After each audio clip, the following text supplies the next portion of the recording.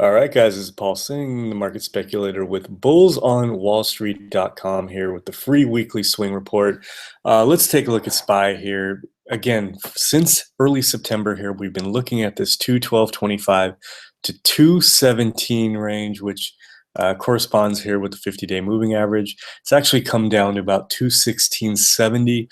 Starting the week here, we gapped up a little bit and are touching the top of the range here, right at 216.52. So this is the key this week. Do we break that 50-day moving average? If we do, we can start to get aggressive. Going into the week here, looking at stocks over the weekend, we had some pullbacks, and we really need to see strength on these pullbacks here, and we're seeing that today.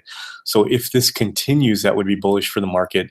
But like happened both here, here, and here, we made that test and then failed and went right back to the bottom of the range. So we need to see that breakout. If we see that break, we can start to get aggressive.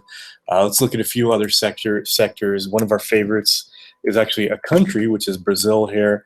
This one has broke out of its range, and we actually took profits today. If we take a look at BRZU here, we had entered down in here around 36 last week and took the little pop here this morning as an opportunity to take profits.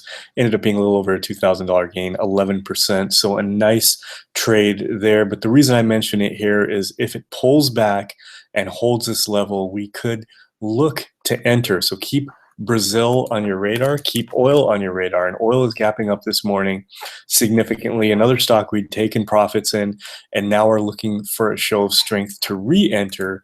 And oil obviously corresponds to energy, and energy is breaking out of its range also. So we have some nice moves in a few sectors.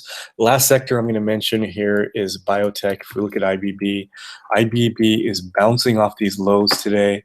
And the type that we like to look at is the mid to smaller caps, which is more accurately depicted in XBI, and we're getting a nice bounce today. And if we look at L8BU here, looking really strong. So we could enter today around, let's say, 46, 47, even 47.50, and then play a move to the top of the range around 55 with risk set in here around 43. So say we would basically be risking $4 to make about $8. That gives us 2 to 1. So that's another ETF we're looking at here. In terms of stocks, I'm basically right now really keyed into some of these ETFs, which is biotech, Brazil, oil, and energy. We've actually got some decent short setups at this point. If Twilio closes today below its new 50-day moving average, it's an IPO, so it just put in its 50-day back in September, and it's set to gap down and close below that. Keep an eye out on that one.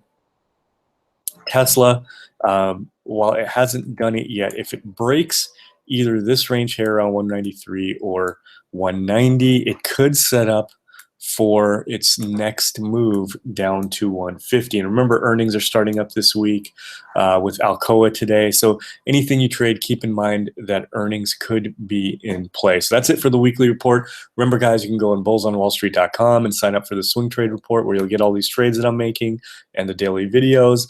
And also tomorrow in Kunal's day trading chat room, I'm going to be visiting there. It's a free day.